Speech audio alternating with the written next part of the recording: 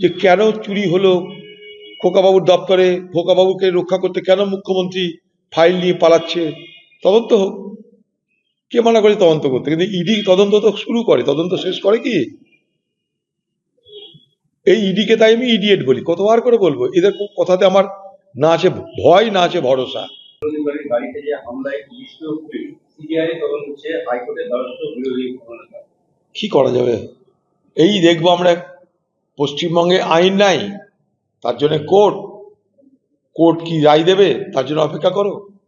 ততক্ষণে বাংলায় নৈরাজ্যের বাতাবরণ চলতেই থাক। দেখুন, নির্বাচন কমিশনের এসআইআর এবং সেই এসআইআর এর সঙ্গে যে কনসিকুয়েন্সিয়াল যা যা হচ্ছে, তার সঙ্গে সঙ্গে যা যা হতে চলেছে, সব থেকে বড় ঝঞ্ঝাট এখন লজিক্যাল ডিসক্রিপেন্সি, অর্থাৎ যুক্তিসঙ্গত যে ফারাক বা অমিল, সেইটাকে কেন্দ্র করে কিন্তু একটা অংশের মানুষের ভীষণ অসুবিধা হচ্ছে। আমি কালকেও চিফ ইলেকট্রাল অফিসার সঙ্গে কথা বলেছিলাম লজিক্যাল ডিসক্রিপেন্সিকে নিয়ে।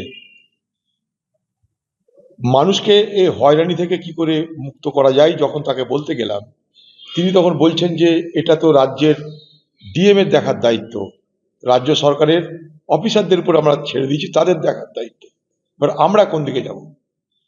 সেই জন্য মুর্শিদাবাদ জেলা থেকে আমরা 16 তারিখে একটা ডেলিগেশন চিফ ইলেকট্রাল অফিসার যিনি কলকাতায় বসেন তার কাছে পাঠাচ্ছি, আমাদের সমস্ত সমস্যাগুলোকে সামনে রেখে তার সঙ্গে আলোচনা করতে। তারপর যদি তাই হয় যে ডিএমরাই পারে, অথচ ডিএমরা করছে না, বা ডিএমরা গাফিলতি করছে, তখন ডিএমদের বিরুদ্ধেও আমরা আমাদের কথা বলতে শুরু করব।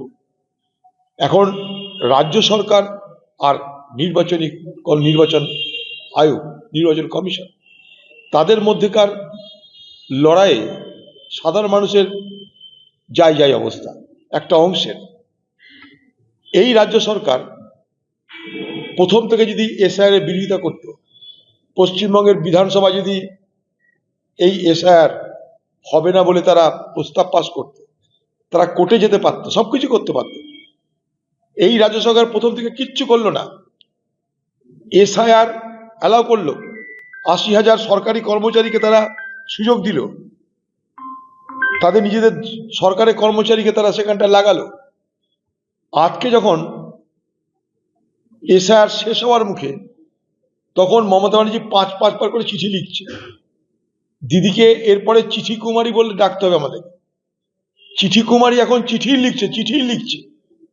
কিন্তু আপনি প্রথম থেকে একটা বিরোধিতা করে কোর্ট করতে পারতেন, বিধানসভা করতে পারতেন, আন্দোলন করতে পারতেন, করেননি। এবার মানুষের কাছে দেখাচ্ছে পশ্চিমবঙ্গের মুখ্যমন্ত্রী মমতা ব্যানার্জি যে তিনি মানুষের জন্য রক্ষাকর্ত্রী, আর নির্বাচন কমিশন দেখাচ্ছে তারা দেশের নির্বাচনী ব্যবস্থাকে আরো পাকাপোক্ত করতে চায়, যারা এই দেশের নাগরিক নয় তাদেরকে ভোটার অধিকার কেড়ে নিতে চায়। এই দুয়ের সংঘাতে পড়ে সাধারণ মানুষের জীবনের প্রচুর পরিমাণ সমস্যার সম্মুখীন হতে হচ্ছে। আমাদের কাছে অনেক রিপোর্ট আসছে, তার জন্য আমরা নিজেরা এই জেলা থেকে ডেলিগেশনও পাঠাচ্ছি, এবং প্রত্যেকটা ব্লকে ব্লকে আমরা সক্রিয়ভাবে এই লজিক্যাল ডিসক্রিপেন্সির কারণে মানুষকে সহযোগিতা করে তাদের দুরবস্থা থেকে তাদেরকে মুক্ত করতে চাইছি। হ্যাঁ, শুনেছি, আমি তাদেরকে আমার কাছে আসতে বলেছি, চেষ্টা করব আমরা নিখোঁজ না কি হয়েছে জানার চেষ্টা করব।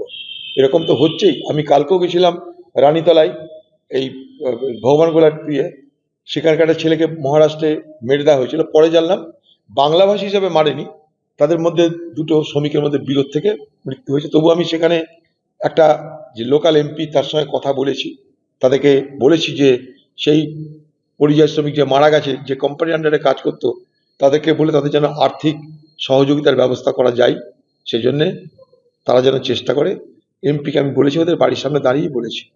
এখন এ ধরনের ঘটনা আকছাপ তো হচ্ছেই, তাই জন্য আমার একটাই দাবি, বাংলার মুখ্যমন্ত্রীর কাছে আমার একটাই দাবি, পরিযায়ী শ্রমিকদের জন্য দ্রুত পরিচয়পত্র দেওয়ার ব্যবস্থা করা হোক।